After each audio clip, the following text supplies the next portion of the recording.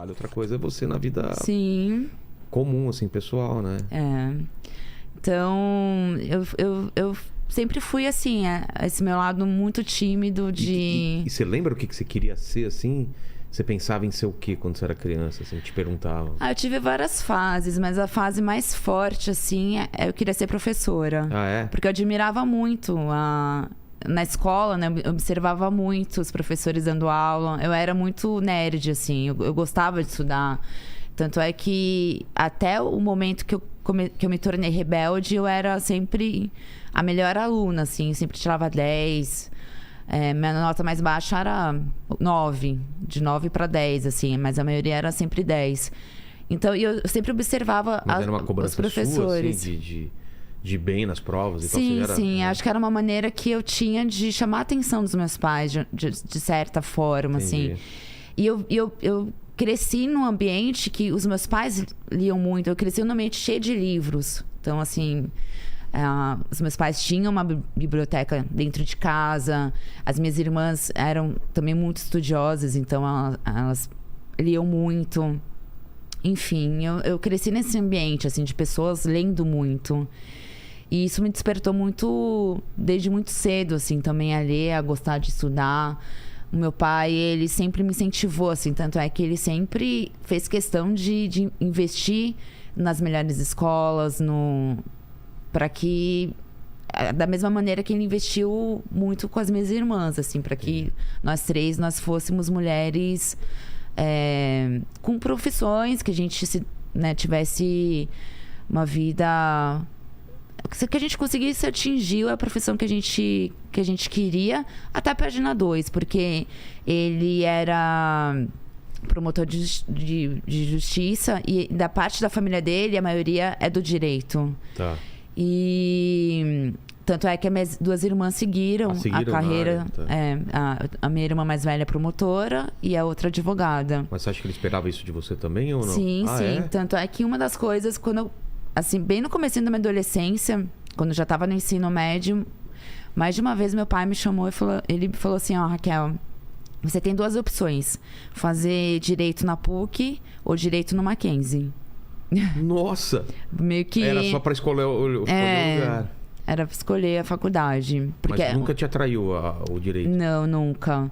Nunca me atraiu e também nunca me atraiu, assim, até mesmo porque eu sempre fui muito curiosa. Então, por várias vezes, eu cheguei a pegar os processos, tanto quando meu pai, enquanto ele ainda trabalhava, né, antes dele se aposentar, ele levava processos para casa. E da minha irmã também, quando ela já era promotora. E eu pegava os processos para xeretar, para ver. E por muitas vezes eu via fotos de pessoas mortas no chão, tudo. De cenas do crime, né? Sei. Que tem nos processos, assim. Caramba. E isso me mexia tanto comigo que eu coloquei na cabeça, não quero trabalhar com vendo cenas de crime, assim.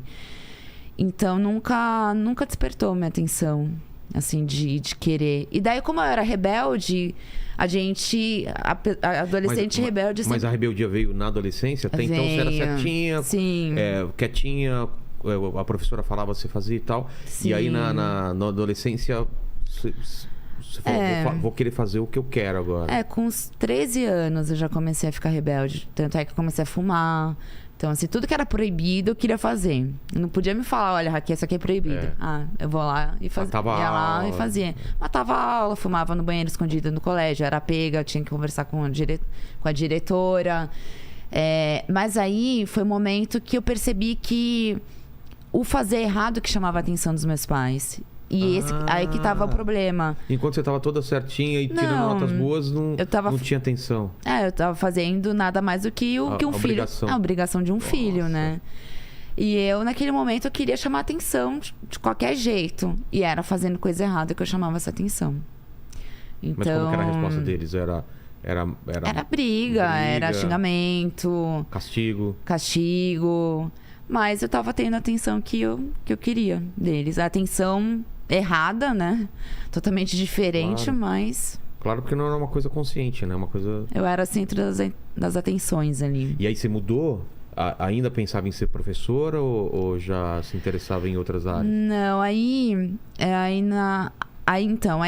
nessa fase da adolescência, daí eu tive depressão. E daí eu comecei os meus pais encontraram um psiquiatra, uma psicóloga também. Fez terapia. O psiquiatra eu odiei, assim, porque o psiquiatra eu sentava na frente dele e ficava olhando pra mim sério e eu odiei. Nossa. E a psicóloga eu amei. Porque era uma pessoa que me ouvia, era uma pessoa que falava as coisas certas nos momentos certos, que ela era muito humana, assim, era muito... Passava todo... eu sentia um acolhimento muito forte por ela, assim. Eu acho que ela só não me abraçava porque tinha um limite ali do profissionalismo, claro, né? Mas ela era minha amiga. A minha psicóloga, nesse momento, se tornou minha melhor e única amiga, na verdade. Então, era a única pessoa que eu me sentia à vontade para falar sobre todas as minhas dores, todos os meus amores, todos os meus... tudo que eu precisava colocar pra fora. Você não conseguia falar isso com a sua mãe, por exemplo? Sim, com os meus pais a nossa comunicação era horrível. Assim, não existia comunicação em casa. Eu falava A, meus pais entendiam Z, eles falavam A, eu entendia Z. A gente não falava a mesma língua. E assim, eles não tinham paciência também pra tentar me entenderem como um adolescente ali. Eles já não tinham mais paciência. Eles já eram idosos, né? Assim, tipo... E não tinham essa paciência. Então... Daí, eu fiquei encantada com a profissão de psicologia. E eu coloquei na cabeça, eu quero ser psicóloga. E até hoje, eu ainda não consegui. Eu sempre, ano que vem eu vou ver faculdade, Aí agora eu sendo mãe, já coloquei na cabeça, não, quando minhas filhas começarem pra escolinha, daí eu vou ter tempo, vou aproveitar. E eu tenho muita vontade. Porque se ajudou pra caramba pra você, imagina quanto você pode ajudar, né? As Sim. pessoas, né? E na prostituição, querendo ou não, fui muito psicóloga também. Isso que eu ia falar, né? Porque conversava muito. Imagina que você escuta muita história, muita gente que tá lá e quer desabafar. Exatamente. Né?